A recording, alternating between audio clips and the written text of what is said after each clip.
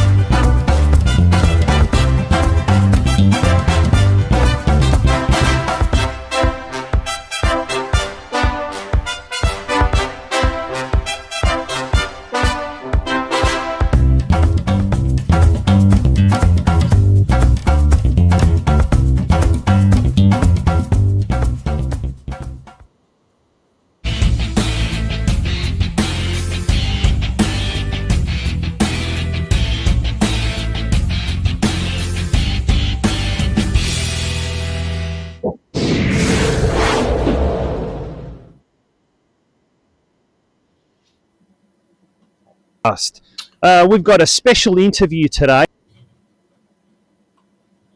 Oh, bit of a hitch there. Good evening, folks, and a very, very warm welcome to you, and thank you for joining us here on the Geelong Region Soccer Show podcast. My name is Tonchi Prusak, and I'm your host for tonight's show, and it's going to be a big one. It is going to be a massive one.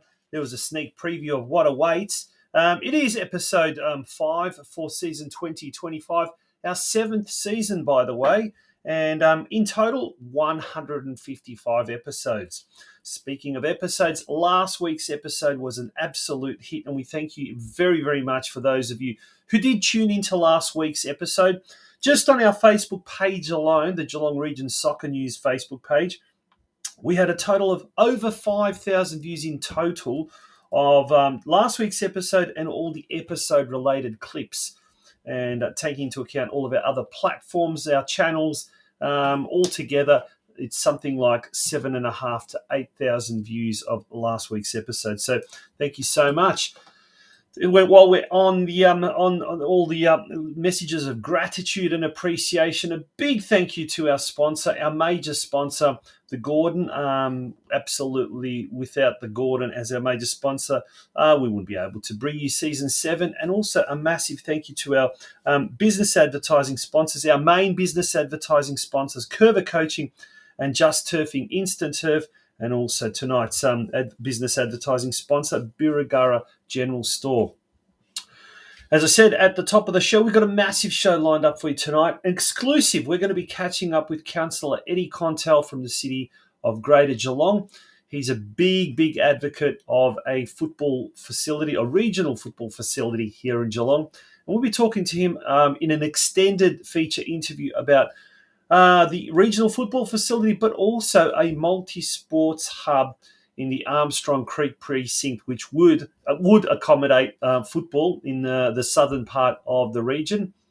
Also, he's got some messages for all, I guess, members of the Geelong football fraternity, all stakeholders, and by that we mean the clubs themselves, the players, coaches, supporters, and basically you folk out there in football land as well. It's a really good interview, and do hang around for that.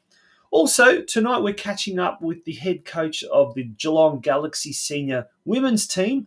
We'll be talking about the season so far in the Victorian Premier League women's competition. And they've also got a massive local derby this Thursday night. Big game against North Geelong Warriors in a local derby clash for the Nike FC Cup happening this week, this Thursday night. So we'll be catching up with Ryan Horrocks a little bit later on the show, and stay tuned for that. But we're going to get straight into a message from our major sponsor, the Gordon, and then straight after that, we're going to get into the news desk and lots happening, as is always the case. Don't go away, folks. It is the Geelong Region Soccer Show that you are listening to.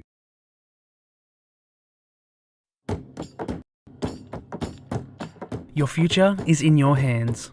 There is a whole world waiting for you, and your choices determine how you will impact it. At the Gordon, we recognise this. That's why we champion hands-on learning. Get your hands dirty. Grab what's in front of you. Learn by doing. Turn your passion, your ideas, and mould them into your creations. You'll be supported the entire way. You'll grow your skills in small classes, guided by teachers who are industry experts. You'll learn in state-of-the-art facilities or out in a real-world workplace setting. Your hands-on experience will increase your understanding and put you ahead of your university peers. You'll graduate work-ready and you'll graduate sooner, with a huge range of qualifications to choose from and support services to enable your success. Now is the time to continue your learning journey. At the Gordon, your future is in your hands.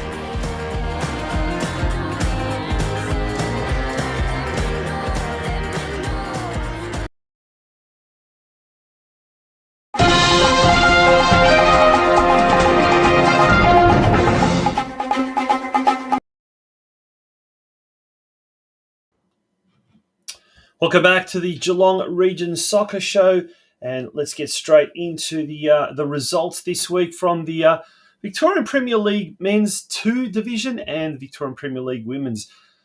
Well, as we can see for the men's, it was certainly not a good weekend. North Geelong travelled to Nunawading City, where they were defeated, well, by a 7-1 scoreline. Not a good result. Agua Maniel scoring the only goal as a consolation goal for the Warriors. And Whittlesea United hosted Geelong Soccer Club, and Whittlesea defeated Geelong. And it was Geelong's second loss in 2 weeks and thrusts them into second last position on the competition standings in VPL 2. Not the result that we wanted.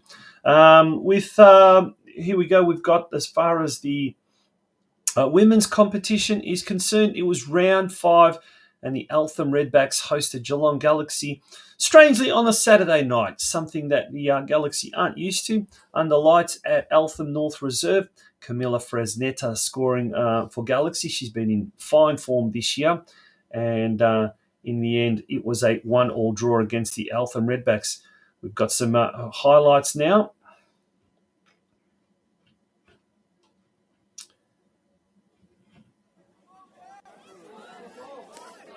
As we can see there, and courtesy of Geelong Galaxy, their VO camera, very good resolution, by the way. And as we can see, this is, I think, when they go forward for the goal. Good build-up and a great pass there. There's a shot on goal.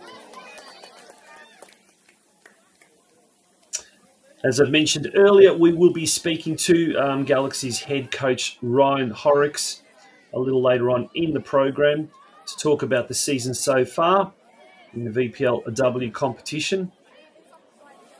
Here we go. Look at this cracker of a goal.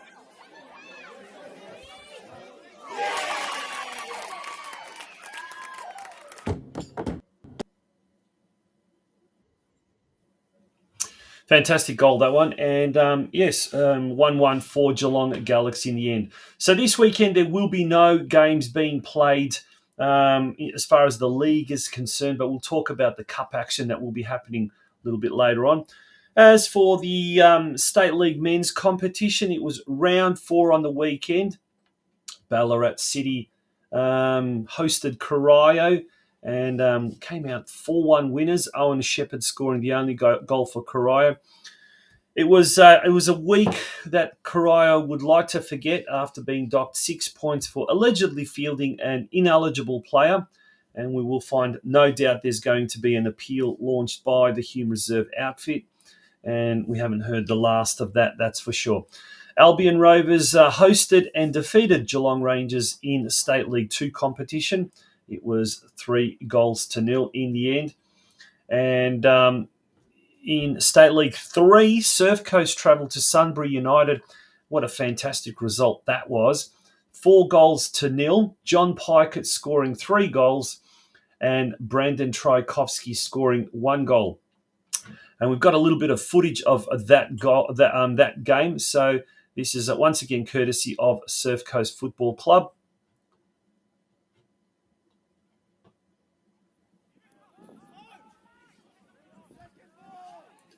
Three goals by John Pikett and one goal there by Brendan Tchaikovsky. There's Pikett's first goal. You want to see his third goal and Surf Coast's fifth goal. Contender for goal of the season.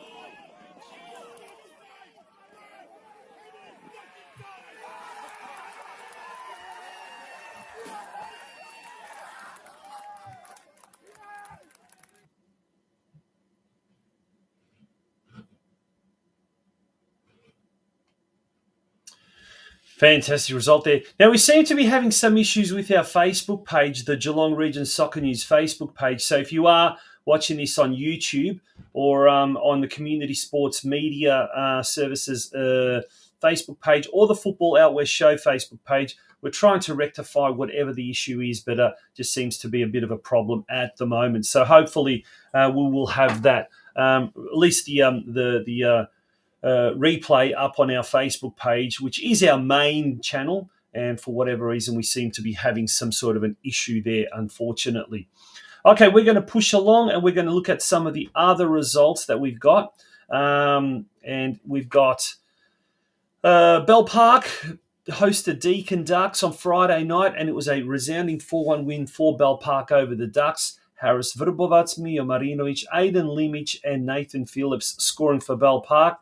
Sam Haynes scored for Deakin Ducks. Point Cook hosted Lara United last Friday night. Kai Fletcher scored 2 goals for the visitors, but it wasn't enough as the home side ran out 3-2 winners. Barwon Soccer Club hosted Barnstoneworth United on Saturday evening at Grovedale Reserve. Milton Bailey's been in fine form. He scored the only goal of the match for Barwon Soccer Club, but Barnstoneworth United ran out 5-1 winners convincingly. Ocean Grove suffered their first loss of the State League 5 season when they travelled to Truganina and copped a 6-1 thrashing. David Favetta was the only one there who managed to score a goal for the visitors. Okay, moving along to this weekend, the fixtures. So as we said, no State League games, no VPLW or VPL games this weekend for the Easter long weekend. However, the Australia Cup and Nike FC Cup will take centre stage this weekend. Starting with on Thursday, Holy for Thursday, North Geelong Warriors will be... that doesn't sound right. That's Corio taking on Clifton Hill. My apologies. That's Corio taking on Clifton Hill at Hume Reserve. That game kicks off at 7:45pm. Chisholm United will be hosting Surf Coast at 8:30pm at Jack Edwards Reserve. Now, North Geelong Warriors women will be in action. Well, this is not right. Correction. North Geelong Warriors women will be in action against Geelong Galaxy on Thursday night at 7:30pm at Alco Park. But the men will be in action on Saturday. That's not Easter Thursday. It's just an absolute botch job there. They will be taking on Balmoral FC at Balmoral Park on Saturday at 4pm. Apologies for those incorrect graphics There was all sorts of action there happening, which is kind of a little bit crazy. Now, some good news off the field. The Masters Summer League during the week donated $10,000 to the Geelong Community Foundation. And the Geelong Community Foundation CEO, Amy Waters, on the extreme right-hand side there, said, "Thank you so much for your generous donation of $10,000 to the Masters Summer League sub-fund. It is truly appreciated. Your support plays a vital role in helping us build a stronger, healthier, and more inclusive Geelong community as well." And so thank you to, or congratulations to everyone involved with the Masters Summer League there. What a great community gesture that was. On the weekend, we also had the Western United Cup was played over the weekend at Stead Park. Something like 900 plus players, 74 teams over 2 days of action. It was a resounding success, a big crowd on hand both days. It was really, really fantastic to see so many kids, so many parents, so many coaches, club officials in action there. And there's just some of the action from Saturday evening. As I said, it was great to see so many people there. It's certainly going to be something that's going to become a regular feature, a regular annual feature just before the community season kicks off. And as we spoke to gentleman from Western United on last week's show, it was a very good, it really was a great concept. It's here to stay, and we certainly look forward to that being a regular feature on the local football calendar.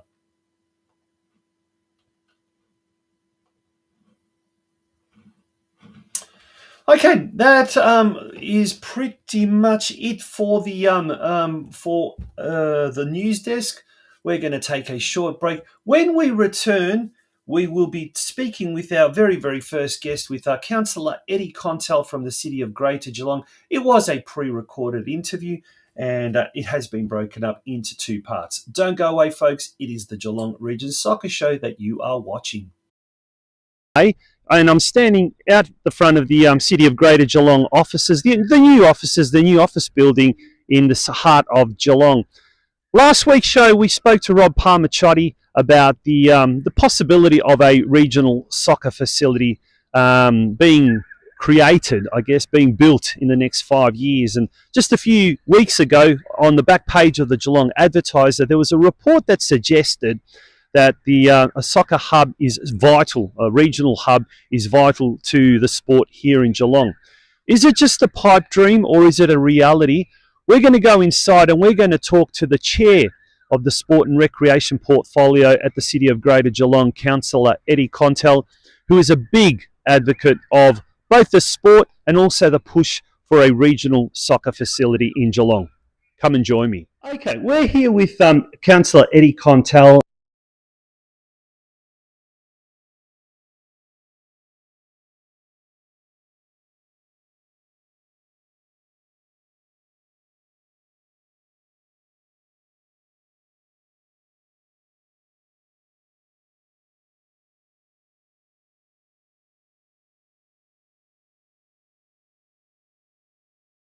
Welcome back to the Geelong Region Soccer Show podcast.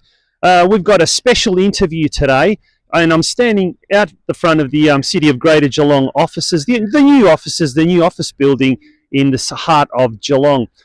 Last week's show, we spoke to Rob Palmaciotti about the possibility of a regional soccer facility being created, I guess, being built in the next 5 years. And just a few weeks ago, on the back page of the Geelong Advertiser, there was a report that suggested that a soccer hub is vital, a regional hub is vital to the sport here in Geelong. Is it just a pipe dream, or is it a reality?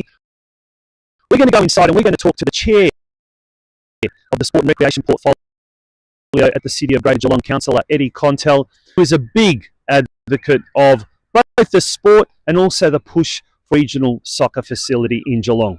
Come and join me. Okay, we're here with Councillor Eddie Contel. Eddie, first of all, welcome back to the Geelong Region Soccer Show podcast, because you've been welcome guest over the years, haven't you? Yeah, I have had a couple of opportunities, so thank you for giving me the opportunity once again to speak to yourself and your audience. Yeah. Now, we're filming this on a Sunday evening, in fact, and you've just bolted all the way from Stead Park over here.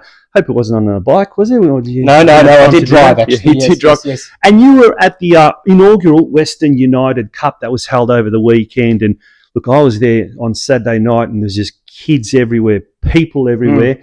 How was today? How was your experience there today? It was really impressive, really impressive. For those that have been out there would agree with me. There was something like 74 teams represented from Geelong, but also, outer regions of Melbourne and Victoria.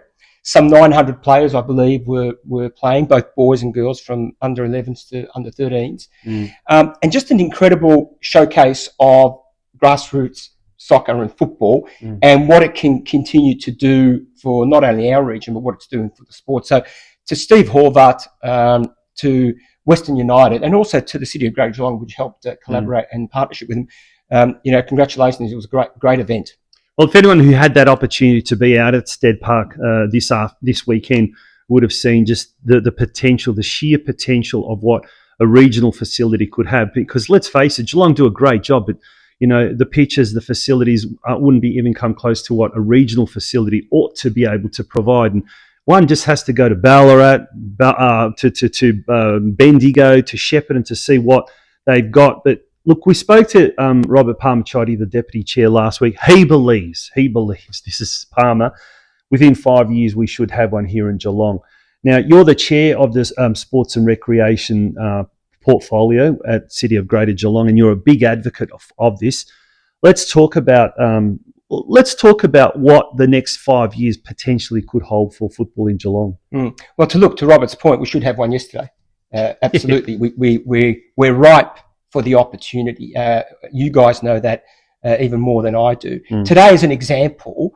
The only thing that's restricting us from today being any bigger than it was for its inaugural event is capacity. Yeah. If we had a regional facility, we could host 150 teams plus, and that would be incredible. And that's what we should be aiming for. Can it be achieved in 5 years' time? Absolutely. What is stopping us? Nothing other than making sure we get the stakeholders engaged, committed, and the funding. And what I mean by that is not only the City of Greater Geelong, but the football fraternity have to drive this. This can't be just driven by council. It has to be driven by soccer. And then we need to have good support, particularly from state government, potentially federal government, and maybe developers as well. Well, as Robert pointed out, this year is a federal government election year. Next year is a state government election year, which is going to be a big one. And he's predicting that's going to be the big one because traditionally it's the state government that really boosts councils on a local level when it comes to funding sports facilities. Or at least in Victoria. Look, I saw your interview with Robert, and I thought it was really good. And we're absolutely aligned. I met with Mike McKinstry and Robert and Football Victoria only 6 weeks ago, along with Councillor Aiken, and we all agree that what needs to happen is for this to be developed. We're probably a little early for the federal election. Federal election's upon us now. Yeah. What we need to do is be very organised for next year. We've got the election coming up in November. And we need commitment from those candidates. Now, we saw in that report in the Geelong Advertiser, the recent report that actually made it onto the back page, believe it or not. We're not going to talk about the photo that was directly above it, but anyway, you were quoted as saying, look, the region's population and soccer's popularity increasing. We need bigger and better facilities to allow the sport to expand. And one thing you mentioned was how down south of the bar things are just going nuts, like the rate of female participation in particular, but just overall junior participation is skyrocketing. And as Rob mentioned last week, the figures that were initially set, I think in 2022, have been way surpassed. I think that was meant to be 2030, and they've already been surpassed. Armstrong Creek, that's a big growth area. That whole area is a massive growth area. And we'll talk about the regional hub in a sec, but let's talk about the proposed multi-sports hub in the Armstrong Creek precinct. Where are we with that? Yeah, so in terms of the multi-sports hub in Armstrong Creek, so the two reports that you allude to were commissioned by Council in 2022 on the back of then Councillor Grisbeck and myself pushing to to do a study and a needs and opportunity study on soccer. And what that's telling us is that soccer, was to grow at about 21% between now and, let's say, 2030. Well, those numbers have already been surpassed. By 2030, what the report is also suggesting is that of all new players that are participating in soccer, 31% of them will be living in the Armstrong Creek area. And we know that Geelong is one of the fastest growing regional cities in Australia. So the growth is just going to continue. So, I need to really hold myself back from talking about regional. So I'll talk about sub-regional. The sub-regional is definitely important. And I think that'll probably get legs before the regional. And because there's already commitments being made at levels of government for funding in that area, because it's not just soccer, it'll also host cricket, potentially netball and other sports. And so I suppose the way I'd look at a sub-regional facility is probably, let's say, a Stead Park on steroids, with development opportunities for players and coaches, but allowing the game to cater for the game's growth in that area, in that south area. Two of the biggest clubs in the region are based in that area, Bowen Soccer Club and Surf Coast Football Club as well. And Surf Coast this year, we're seeing they're going to have a team in the Community Premier League, which is kind of like the next step below the NPL for girls. So not only are they kind of participation-wise, but now they're kind of heading down that path of, down the elite pathway as well. So that's something that the South hasn't really looked at in I guess in previous generations, but that's changing, isn't it? Yes, that's right. I mean, the mix of participation, the growth, and it's also it's not just in the Geelong region; it's in that G21 region. Yeah. And as you say, the Surf Coast Shire and all those coastal areas that are growing at a rate of knots. Yeah. Is it true that there might be some of the money that was intended for the Commonwealth Games for the regional areas may be used to fund or co-fund that facility in Armstrong Creek? There's been nothing, like from a council perspective, there's been nothing that we've committed to in terms of that. What we really need to do is engage, which we are doing at the state level and federal level, and it depends what comes out of that. Then where we allocate that Commonwealth Games money. Yeah, but before construction can start, there has to be a business a plan. Is that right? Has that been done, or there's been significant development in the business plan and master plan for the South, and then the regional facility needs significant more work. Yeah, fantastic. We're talking with Councillor Eddie Contell, the chair of the Sport and Recreation portfolio at the City of Greater Geelong, and a true advocate of the Round Ball Code. The world is yours. So work hard, and you can have whatever it is you want.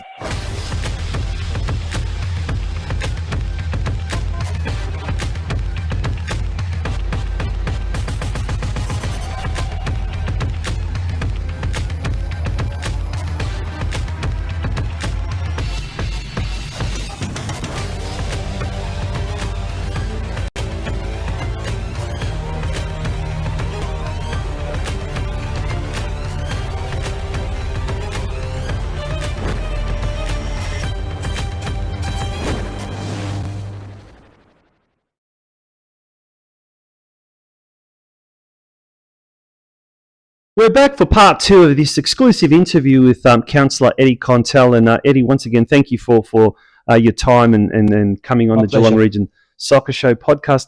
We talked about the Armstrong Creek multi-sport precinct. Let's turn our attention now to the regional hub. Sure. So there's been talk about, in addition, so we've got to make that clear, in addition to the multi-sport hub at Armstrong Creek, there'd be a regional facility, a regional football facility, similar to what, I guess, Ballarat and Shepparton and what you not have, Bendigo, Mildura as well.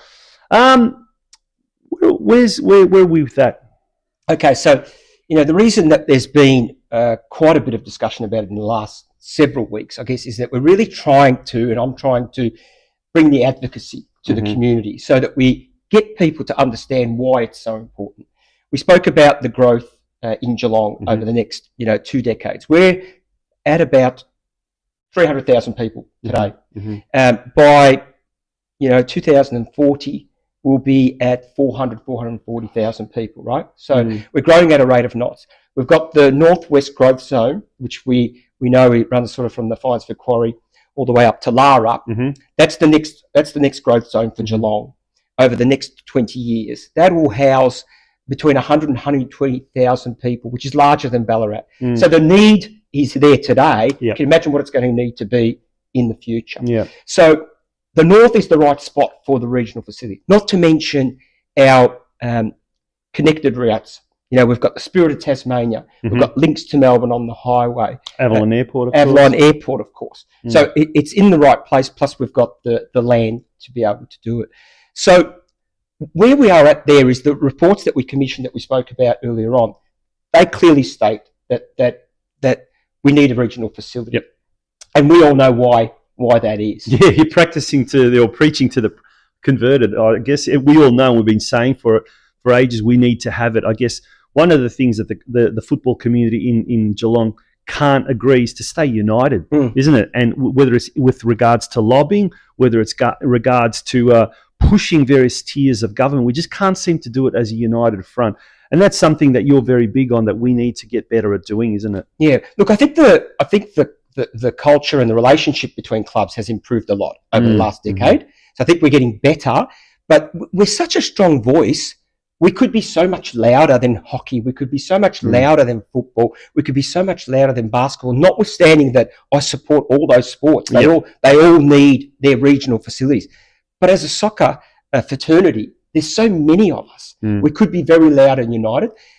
I'm told, at least, by the presidents of most of the clubs, that our Geelong facilities are pretty good. When you compare them to other facilities in Melbourne, of the like. So from a club level, we all understand we have to keep investing there, right? We know we need more pitches, more pavilions. That's a given. But a regional facility would give us so much more. It'd give us overflow capacity, which we currently don't have. All the clubs are full.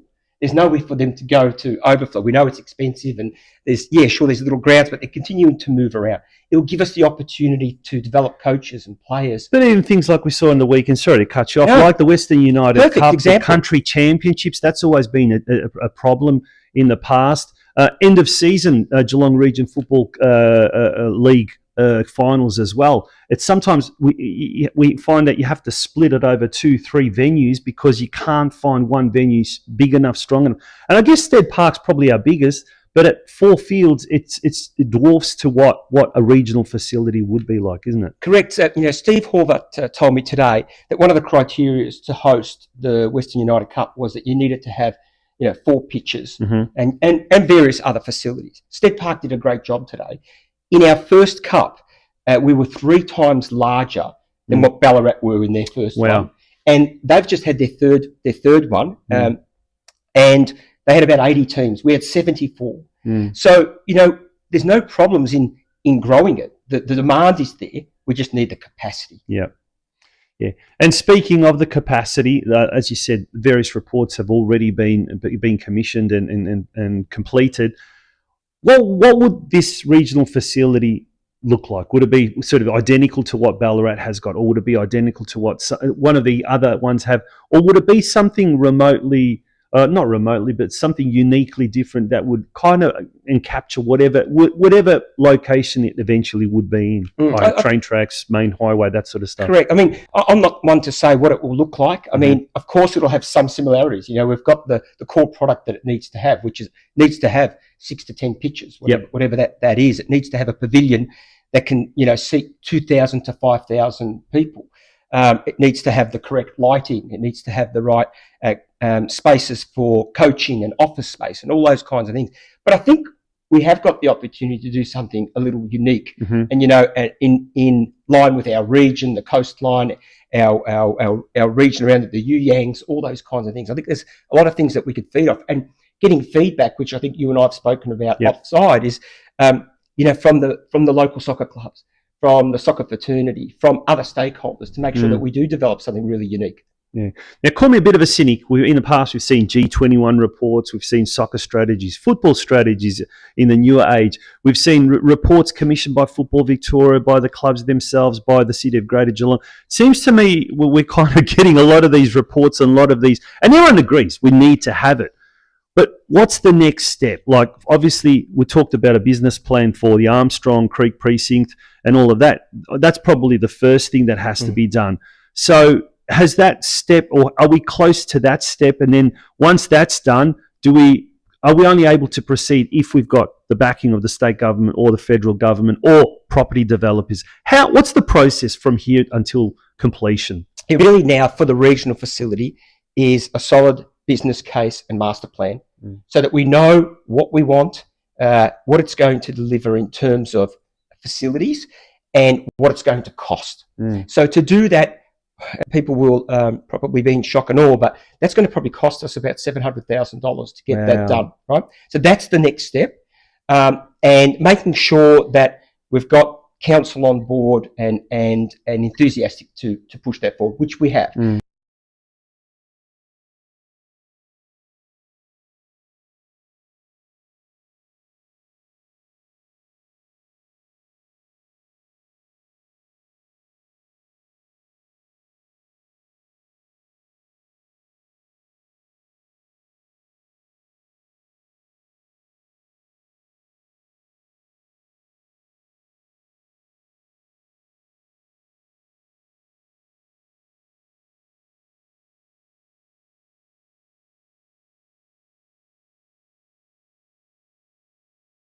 Welcome back to the Geelong Region Soccer Show. Louder than hockey. We could be so much louder than football. We could be so Seems to me we're kind of getting a lot of these reports and a lot of these, and everyone agrees we need to have it. But what's the next step? Like, obviously, we talked about a business plan for the Armstrong Creek precinct and all of that. That's probably the first thing that has to be done. So has that step, or are we close to that step? And then once that's done, are we only able to proceed if we've got the backing of the state government or the federal government or property developers? What's the process from here until completion? It really now for the regional facility is a solid business case and master plan so that we know what we want, what it's going to deliver in terms of facilities and what it's going to cost. So to do that, people will probably be in shock and awe, but that's going to probably cost us about $700,000 to get that done, right? So that's the next step. And making sure that we've got council on board and enthusiastic to push that forward, which we have. I think with the current council, the mayor at the moment is getting very quickly educated on football and soccer. Every fireside chat I have with Stretch is about the sport, so that he understands what's going on, and he does. It's getting that done, and then from there we're in a really positive position to collectively be able to advocate all the stakeholders, including politicians, which I'll talk to a little bit more in a second, to make sure we get the funding to deliver it. Yeah. Speaking about the politicians, we've talked about federal election this year. The race is almost run for that with regard to that, but obviously planning needs to start now for the state election next year, which is going to be quite huge. What do we do? What, as a football community, Eddie, what's your words of advice for the clubs out there? The average punter, the average punter who may think, I don't really have much of a say, but they may actually have a very big say. They have a very big say. Elections are all about votes, and elections are all about getting re-elected or getting elected. And it's the individuals that make that happen. So my advice is quite simple, really. Firstly, Robert mentioned it last week. We've got to be united and supportive of this. Every opportunity that we get, whether it's at club level, whether it be Football Geelong, whether it be Football Victoria or individuals, when we've got an opportunity to talk to people that can assist with this, being the politicians, we must be advocating for it. We must say, you know what, I saw on the Geelong Regional Soccer Show the other day, Eddie and Tonchi talking about this regional facility. They're behind it. What are we doing to get it delivered? And next year, I'm going to be quite frank about this, there's going to be an election. Ask those candidates who will support the funding of a regional soccer facility in their first term or their next term.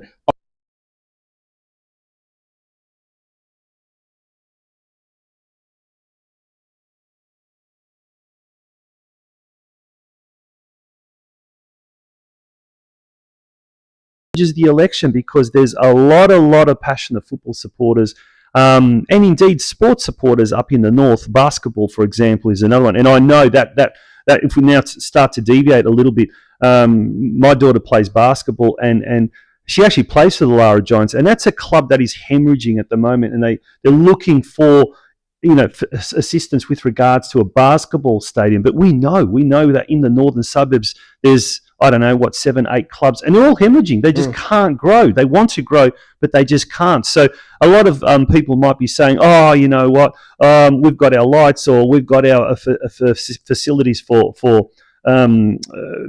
change rooms or club rooms. Oh, we're pretty happy. But the reality is, as a community, and you said it, we could be so much louder, so much stronger. And I think we need to learn to bat for each other, because what's good for one club will ultimately be good for every club. And we've seen that with the funding from council in the last 10 years, thanks to you, to Kylie, to Anthony Aiken was another one.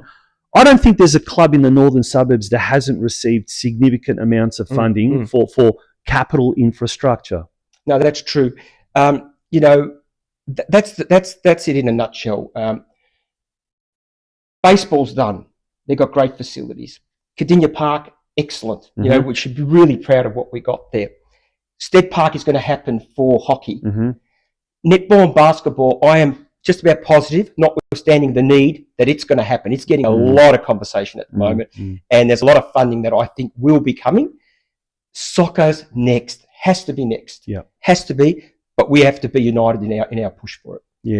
Now, Eddie, you've been involved with the council for a long time, for many years, and how do you find the climate around football changing or deteriorating or staying the same in the city of Greater Geelong? So I'm talking from the politicians down to the business community, down to people involved with the sport. You said that the various presidents, seem to say that the relationship between the clubs themselves at that committee level, board level, is very good or getting better. What's your say over the last maybe 10 years? How would you see the sport developing? Is it? We know the numbers are booming. We know that, but apart from that, the overall state of the sport, how healthy or otherwise is it in your opinion? Well, what I've seen over the last 14 years is, and soccer's been amazing, and the soccer community has been amazing to me personally. Yeah. I've really enjoyed, working and dealing with the soccer people. What I've noticed is the professionalism in administration of the game has improved significantly. You have a look at some of the committees that are on the club, that are at the club level. Yeah. Really intelligent people, not just in soccer, in business and in community life. They know the business, and so I've seen that become a lot more sophisticated. So anyway, everything's being professionalised in the boardroom. So people are understanding how to go about advocating for their clubs, how to go about obtaining funding, how to engage politicians, people like myself. They've done such a good job in the last 10 years. Relationships, I think, has improved. There was a time where it was really dog eat dog, and that's still there in terms of on the ground, and so it should be. But I think off the ground, people are trying to help each other more, and the culture's become a lot more respectful too. And look, and then you've had the whole influx of female football really over the last sort of 14 years, which has really changed. You reckon that's maybe lowered the level of testosterone? Well, I think it's made us all sort of a bit more accepting of things. Yeah, absolutely. And there's been a real push, I guess, for all levels of the sport. A lot of clubs used to look at just kind of the elite level. Now it's kind of looking at real inclusivity. And by that I mean, people that have never played. The Masters, we saw the Masters Summer League. It attracted older men that some of them haven't ever played or haven't played for such a long time, and now they're talking about expanding it to women's football or women's masters next year. So that's a good example. But the sheer number of kids that are taking up the sport because of the Matildas, because of the Socceroos, because of the likes of Modric and Messi and Ronaldo, it's just astounding. These days you go for a walk down here, you just see more kids wearing soccer kits than AFL gear. Yeah, and that's the other thing that has changed, is the knowledge and the exposure to the game from the community. And no doubt the Matildas did an amazing job, that they put it on the world stage. But the community is growing in knowledge about it. Council members are becoming more knowledgeable about the game. Today I met an amazing young woman that we should be all proud of, Natalie Picker. Yeah. She's the only female Geelong person in the Western United team, and she's a goalkeeper with them. You know, she's come from Geelong. Yes, we could look up to Kerr, and certainly we look up to Skoko and Horvath and all those Dudulitsa and all those great players. But here we've got one that our very own who's, you know, playing at that level. That's what we should be extremely proud of. Yeah, absolutely. Now, the importance of, and you're the chair of the Sport and Recreation Committee here at the City of Greater Geelong. You yourself are a very active sportsman in various sporting disciplines. But I guess when we kind of look at the City of Greater Geelong and it's growing, and there are a lot of social pressures, there are a lot of social issues, and one of them particularly is youth delinquency, I guess, and there are parts of Geelong that are worse hit than others, and there are parts of the region, I guess, down Wyndham Way, which is really, really bad at the moment. This is why I guess the importance of sporting clubs, and namely football clubs, are so important to the social makeup of a community, aren't they? So it's more than just the sport. It's more than just, you know, kids running around kicking the ball. But there's a lot more to it than meets the eye. And how would you kind of, what's your take on all of that? And from what you have seen personally with your involvement with sporting clubs, and not just football clubs, you know, AFL clubs, basketball, whatever they like. That's an often understated element of or importance of sporting clubs, isn't it? Oh, look, I'm glad you raised that, because, you know, we're getting fixated on the game and the sport. You're right. Most of us are not going to end up being A-League players. Yeah. And for those that do, that's fantastic. And we're going to applaud them and cheer for them from the stadiums. But most of us will end up, you know, just becoming hopefully great citizens and community members. And what the sport does is it gives us so many other things, like, you know, it gives us camaraderie. You know, it gives us friendships that last a lifetime. It gives us discipline when we need it. It gives us structure, helps with mental health. You talked before about, you know, me being active. Of course, absolutely I am. I'll train every day, not because of how I want to look or how I'm going to perform. Those days are well gone, well gone. It's about my head. It's about how I cope with the day, the week, the pressures of life that we're all under. And our children are under those pressures all the time. Yeah. So this is a release from, you spoke about it with Robert as well. Yeah.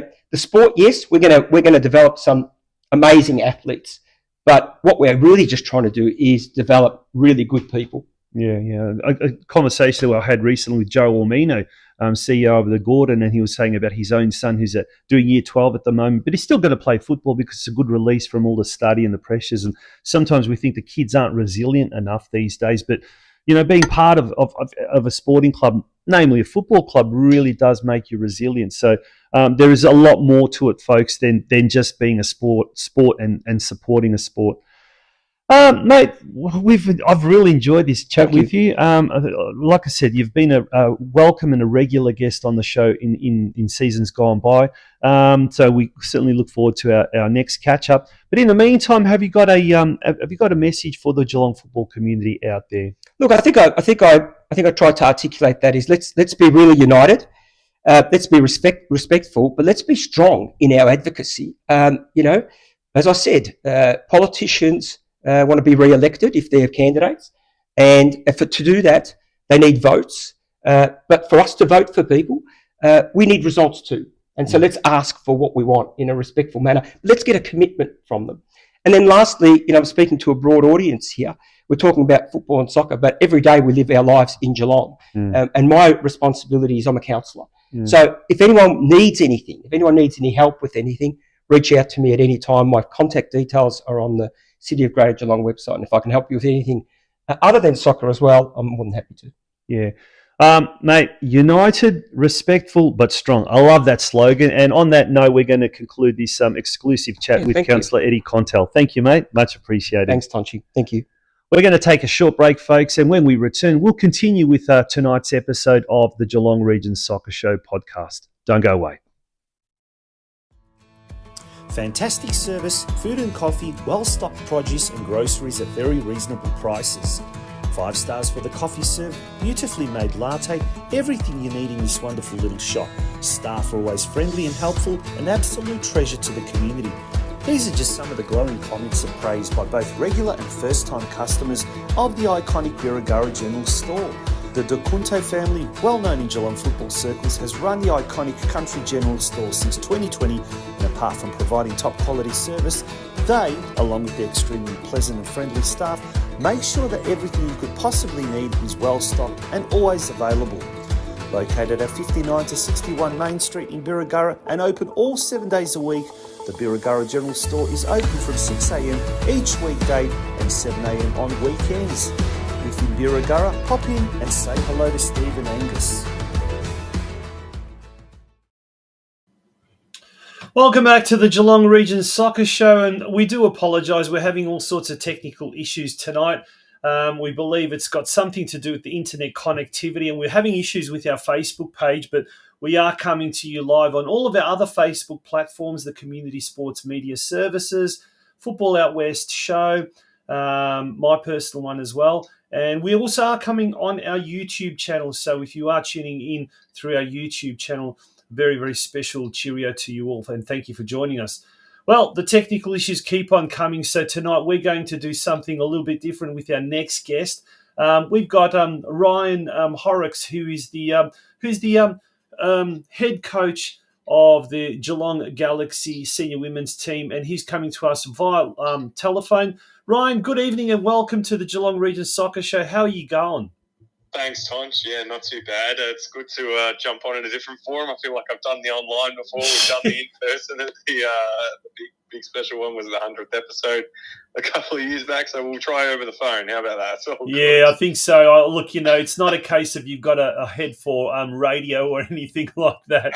It's just simply, I think, I think the internet issues, unfortunately, tonight, we're having a major issue. So, look, nonetheless, we'll continue. But thank you so much for joining us on the show. Mate, let's talk about the season so far. 5 rounds in, and we've also on the screen now. We've got the ladder, which sees Geelong Galaxy in 8th position after 5 rounds with 1 win, 2 draws, and 2 losses. How have you seen the start of the VPLW season so far for you? Yeah, there haven't been too many surprises. I suppose we came into the season kind of anticipating the quality of most of the opposition, and we knew from the rip when that fixture came out that we had a really tough opener. I think the Ringwood Sunday night fixture was one we probably didn't give enough attention to. We're probably 3 points behind where we thought we should have been, and then maybe another 2 on Saturday as well. But when we kind of reflect when we get to this part of the week, I suppose on where we're at across our journey, we're reminded pretty quickly that as a coaching group in its entirety and for a majority of the playing group, that we've only been together for a handful of months, which compared to some of these programs and setups is nothing. So look, we're pretty happy with the performances we put out in that time and the sort of impacts on culture we've been able to have, but we'd love to be, a little bit higher in the table. I think we see ourselves, and we've pinned ourselves from pre-season as a top 4 side and a potential, ambitious promotion contender. But we'll see, in the next 6 weeks as we the halfway mark where we actually kind of sit within that. Yeah. Well, we'll talk about very shortly. We'll talk about, the next 2 games, some two very, very big games over the next coming weeks. But what about you, mate? Like you've coached before at State League 1 level, State League 2 level, Women's State League 1, Women's State League 2 with Lara United. Last year, you were involved with Geelong Rangers as a technical director. How have you found, for you personally, just coaching at a higher level in the VPLW competition? Yeah, I mean, it's been a great challenge. It's one I've always wanted to embrace, and continue progressing is a really nice feeling. But, I think the pull from Geelong Galaxy in the end was to be provided with an opportunity or a platform to really, give voice and give opportunity to other players and people from within the Geelong region as well. That was really important for me to kind of, have seen it for long enough and understand the talent that exists within the region and want to make the most of that. I guess was the main focus, and that's something I've enjoyed being able to start doing, and it's something that we're looking to continue doing. And we know that part of the culture is earned, and it's not just a right, because we're sat in the highest level or anything like that. Doesn't mean that people should automatically just come across and join you. So that's a really strong management challenge as well at the moment. But yeah, one we're really enjoying too. So earning that trust of not just our existing playing group, but the rest of the community too. Yeah, well, we've just as we can see on the screen there's the ladder, but there's also the results as well. So if it's a little bit blurry, we'll go through that. Calder United, it was 1-1. And then it was a 7-0 win over Monash University, a loss against Ringwood City at Jubilee Park 3-1. And then just last week, you did it really, you fought very well against tabletop or the competition leaders, Avondale FC, and went down 4-2 at Myers Reserve. And then on the weekend just gone by, and we saw some footage there, 1-1 draw against Eltham Redbacks at Eltham North Reserve. Now, coming up in 2 weeks' time, on the 27th of April, big game against Keilor Park, who are also undefeated at the moment, 5 wins from their 5 games, and in fact they're equal top, as we can see there by the ladder. A tough one coming up against Keilor Park. Yeah, again, look, we knew that coming into it, that April in particular was going to be really tough. We had that Avondale fixture. We know, again, Eltham are kind of sat there at the moment, but once they play that game in hand against Banyule and they get their season underway as well, I'm sure they'll be up there in the top 5-6 as well. So we knew we'd penned in Eltham, Avondale, Calder early in the season. Obviously, Ringwood are showing their hand as a really strong side as well. So, yeah, look, we're definitely up for the challenge. We've shown a real adaptability and versatility already early in the season to come up against different measure and level of opponents, because as you can see from the table, there is a big gap between the two, all the sides, I guess, the upper and the lower halves, and so that impacts the way we play in some weeks. And we'll get together and come up with a pretty solid plan for Calder and go at it pretty aggressively. But that's that marker we were talking about earlier. We think we're that top 4 side, and we think we deserve to be top 2 contenders. And if we're going to be that, then we need to do what we have to do to get a result. We're not stuck in any sort of particular playing style or method or anything like that at the moment. We've got our core philosophy and the core way we like to play. But ultimately, at this level of football, you need to do what you have to do within the 90 minutes to get the result. We've fallen just short of that. The Avondale game was a massive, massive test, and to have gone in at halftime 2-1 up was great. And then to even have, Lily save a penalty in the second half and for the rebound to go in was just the kind of, agonising way you expect table-topping sides to kind of get them past you. So, we had a really clear play style for that, and we had a different one for Calder and a different one again for Monash. And look, we're pretty happy with how it's all started, but the most important thing from now is going to be points on the board. Yeah, absolutely. Now, before that happens, this Thursday, the Nike FC Cup, it's the next round 4, and a big local derby against State League 1 side North Geelong Warriors. That game's being played at Alco Park this Thursday at 7:30 p.m. kickoff. There was an epic final between Galaxy and North Geelong in the Geelong Community Cup Women's Final earlier this year. And there's a real little bit of an on-field rivalry developing there, which is great for the women's game locally. How are you looking forward to that game, and what are you expecting from Thursday night's match?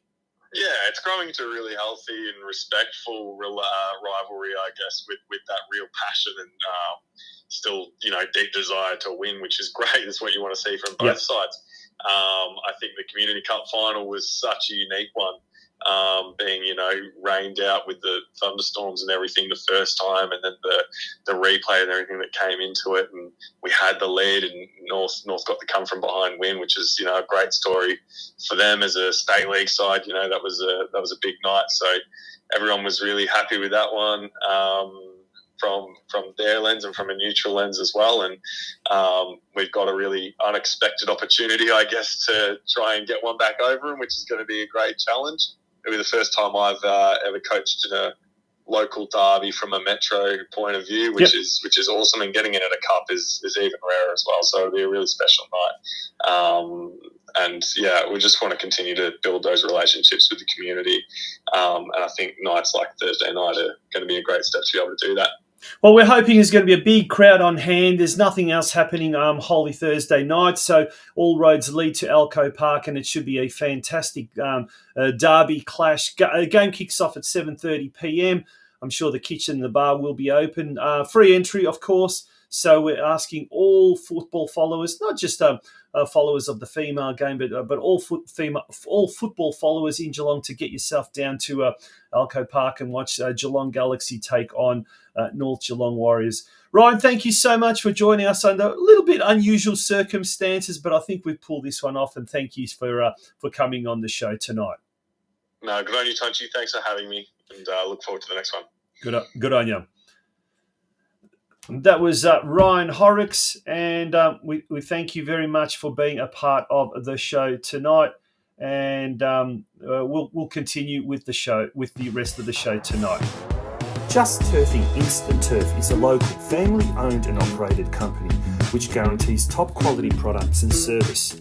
Whether you need turf for a small front garden or a large landscaping project, Just Turfing Instant Turf are the turf installer experts you can trust. They supply and install for most major landscapers in Melbourne and Geelong, with a wide range of premium instant turf and a full suite of turf care products. Chloe and the team at Just Turfing are sure to have all your turf needs covered. Their Melbourne, Geelong and Victorian regional distribution means they can supply your area with fresh cut turf installed the same day, hassle-free. Turf options that are available include Eureka Kikuyu, Santa Ana, Tiff Tuff, Sir Walter Buffalo and Sir Grange. For more information, contact either Chloe on 0431 571 558 or Josh on 0457 174 111.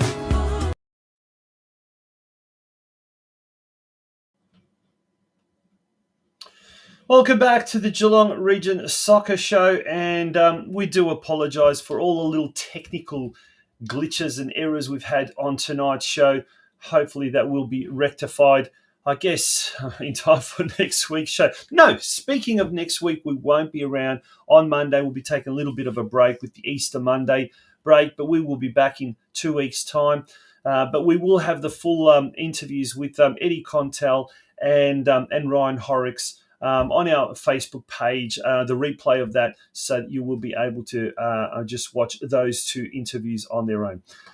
Once again, apologies for the technical glitches tonight. We hope you have a great Easter weekend. And look, there's still a little bit of football out there. Do get out and about, whether it's the Corio game against Clifton Hill on Thursday night at Hume Reserve at 7:45 p.m. kickoff, the Australia Cup, or the Geelong Galaxy and North Geelong Nike FC Cup clash at Alco Park at 7:30 p.m. this Thursday.